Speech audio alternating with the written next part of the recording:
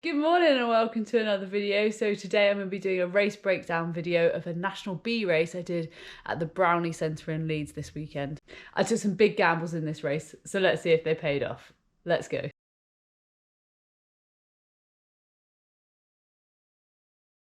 So we'll start right at the beginning, where it's always a great place to start. So from the gun, it kind of started off pretty steady and the course goes uphill to start with. It's a very kind of rolling course in that it only really gets up to like 4% or so. So as you can see, I started on the second row. I was just kind of chilling around this outside, and this was the protected side. So the wind was coming from, as you look at the picture, from the left.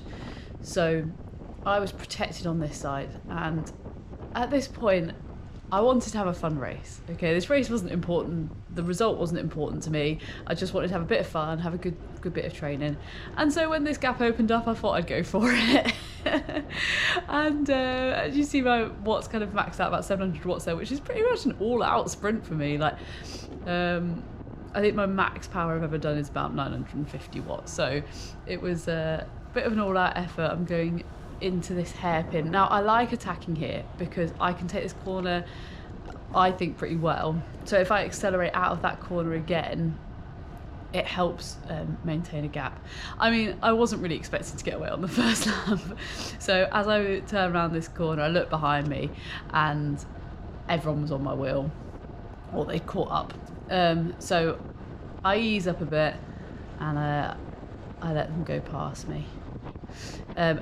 You see my power go up a little bit more at this point because I want to make sure that I don't get dropped instantly and get counted. So I make sure that I slot back in kind of like third, fourth wheel and power through.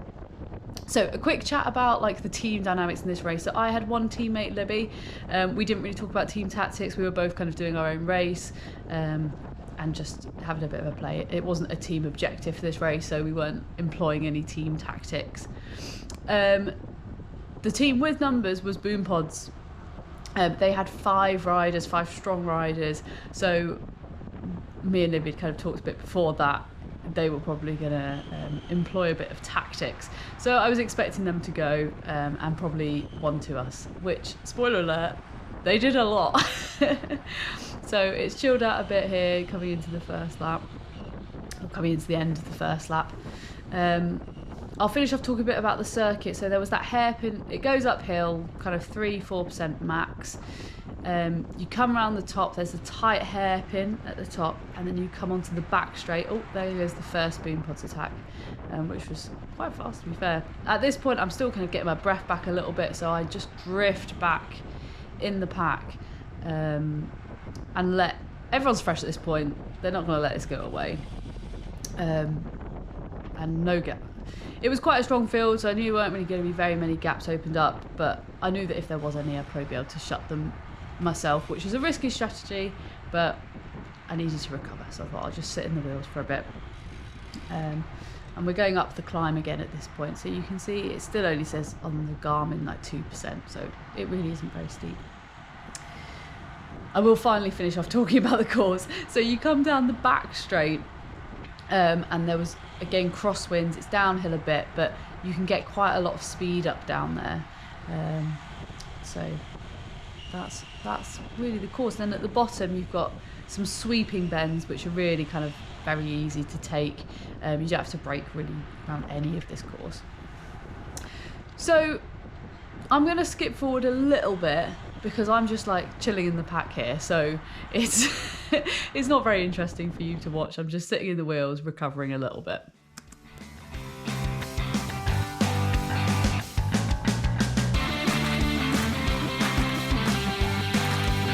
So we rejoin where, as you may have seen with it all fast forwarded, Boom Pods have been attacking, counter-attacking, attacking, counter-attacking, and they've got a rider away.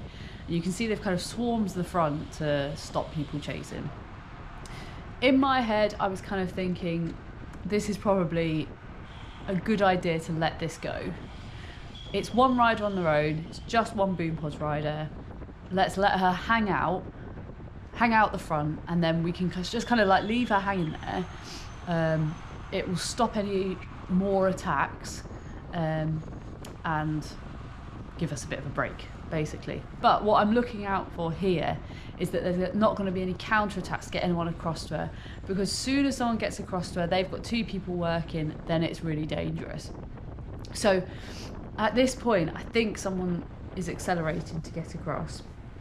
So the people that I'm looking out for, apart from the boom, I think, how many times have I said boom pods this episode? It's going to start sounding weird. You know, when you say a word too often and then it just sounds a bit odd. But Emma Jeffers was riding. She's riding for Das Handling this year. She won a lot in the Tour series, so she's obviously someone to look out for. Also someone that I didn't really want to come to the line with because she's got a great sprint, so I do not. So I wanted to make sure it didn't come down to a sprint if I could. There's also a couple of other riders. I think there's a girl that's in all black that's very good, as far as I can remember. I can't, off the top of my head, can't remember her name. So at this point, she's just kind of hanging out of the front, and someone's just about to try and bridge across because everybody is sprinting. So it's funny because I'm sat in the back a bit. I'm just kind of playing a bit of a risky game. This was one of my gambles, was to sit in the back and just bide my time until it was a good time to attack. I'm also using the wind here. I'm always staying on the protected side, because the crosswind, although it wasn't super strong, it makes a huge difference when you're trying to move up.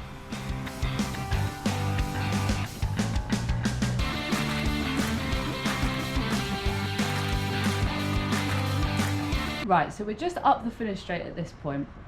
There's one boom pods rider away and someone has bridged across to her, so I'm sensing a bit of danger here, and I think, right, I need to get across. So I tap Libby, be like, let me through, and attack through here. My aim is to try and get across to the break, as opposed to like dragging everyone across. I think at one point I tried to like organise a chase and people weren't working, so fair enough. But I decided that I needed to get across on my own. So as I attack, I stick it right into the right hand side of the gutter, because as I said, the wind's coming from the left. So by me going on the far right hand side, no one's getting a draft. So I do that, and you can see them just up ahead here. So I continue my effort, still trying to get across to them. I could kind of see that they were easing up, and we'd kind of got so close and then let the gap go out again, close, let the gap go out again. And I was just a bit worried. I didn't want them to get away, especially 2 of them. So accelerating out of the hairpin, which is always a great thing to do, because then it puts pressure on the people at the back. So we're starting to catch them. At this point, I've turned around and there's a few people on my wheel, but I can't, because we keep doing this where we get close and then don't catch them, get close, don't catch them. I just think, do you know what? I'm just going to catch them. And really, I should have pulled off and let someone else take a turn, because by the time I catch them, I am pretty gassed and I'm opening myself up to counterattack. So you see, just as we're about to catch them, I ease off a bit, try and get my breath back. I turn around, I look to make sure no one's come in straight through too quick. Oh, and nope, there they are. And I am kicking myself because that's a boom pods rider and Emma Jeffers, but also Libby's there, my teammate's there. So I don't have to chase too hard because she's in this group. Thankfully, they kind of pulled across onto my wheel anyway, so I thought I'll just hang on and see how this goes, because this had potential to be a really dangerous move. As it is, everyone's on my wheel. There's no stress, and they sit up. So we're looking around, making sure there's no counters. Just going up this hill. As you can see, everyone's doing this. Everyone's sticking it right into the right-hand gutter, so that you're not getting a draft. Out, and there we go. There goes the other boom pods rider with a perfect counter-attack, because really everyone's gassed now, because you've had me attack, you've had their first counter-attack, and then this is their second counter. You see the other 2 boom pods. I Can't. I've said boom pods too many times, so maybe I'm going to have like a code name for them. The greens. So the greens go to the front and they start to kind of block. And the problem is we don't respond instantly. This other girl goes, but she doesn't really fully commit to it. And I hate to break it to you guys, but 11k in, and that was the move of the day. That was the attack of the day, and she is gone. So they're very similar to the last attack. There's points where we get close, but we never fully commit to chasing and bringing her in. We didn't have enough team riders on AWOL to commit to the chase, because even if really you need 2 at least to chase, and then we've got no one left, there's only 2 of us, and no one else had any teammates, so that was her gone.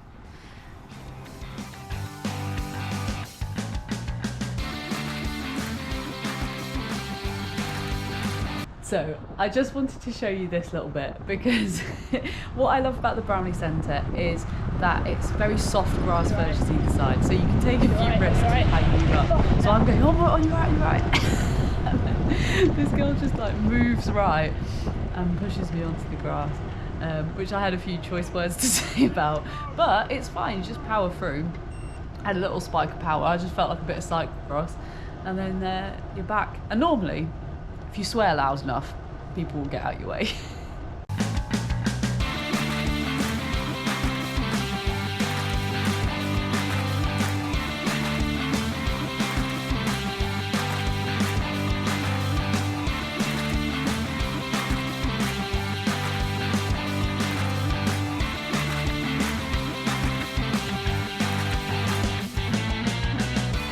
So this race was really dynamic in that there was lots of attacks, there was lots of counter attacks, and it was really, really good fun. I spent a lot of the time of the mid race kind of at the front, kind of going with attacks, trying to chase down a little bit, but it was good that everyone was attacking, and I was kind of thinking like, oh, because it's a high speed, people are attacking, we'll maybe catch the girl who's out front. Unfortunately, that didn't happen, and we come into the final lap. I've positioned myself near the front because I had a plan. My plan was to go with 1 lap to go, because I'm not the best sprinter, but I have a fairly decent kind of like 3 to 4, 5 minute power. So we're just catching this boom pods rider who tried to like bridge across to her teammate. Questionable. But she did sit up when she realised that she wasn't getting across. So I'm a bit nervous for going, and then I see this girl go, and I was like, right, I'm gonna kick and go with her, because this is the kind of move that we need to do. And she'd attacked a few times earlier in the race, so I was like, let's go with it. So I'm doing hit out at 800 watts to try and get onto her wheel.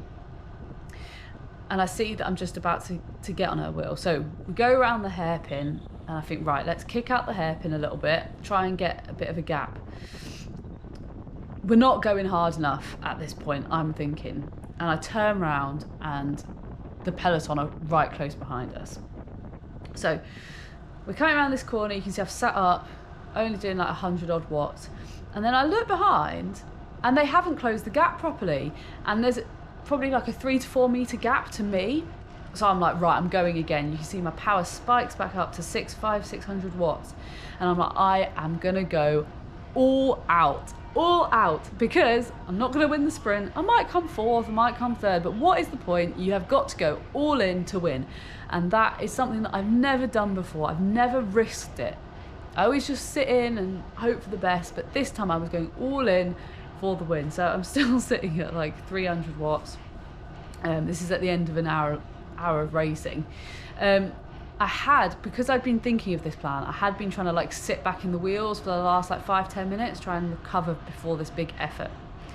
So I haven't looked back, guys. I've gone all in. I'll put a picture up if someone took a picture, and you can see how all in I was going. I come around this final corner, and I look over my shoulder, and everyone's there. And there they go, and I sit up. I'm like, right, that's it, that's my race gone. But I was super happy with how the race went. I felt really strong, and I felt really good that I could I could play with the race, you know, like if you're feeling strong, you can play with how you attack and how you want to kind of I don't know, like experience the race. Anyway, I rolled across in 20 seconds, which was absolutely nothing to write home about, but I enjoyed it immensely. I was buzzing after this. So I hope you enjoyed this video, guys. If you did enjoy it, give it a thumbs up. Comment down below if there's anything else that you'd like to see or anything else you'd like to know about racing if I do any more of these videos. Hopefully I will be doing some more in the not too distant future. On Saturday I'm doing the Eddie Soanes Memorial Ride, which is an absolute classic season opener. So yeah, let me know if there's anything you'd like to know from that race. So it's been a pleasure as always. Hopefully I'll see you in the next one. See ya.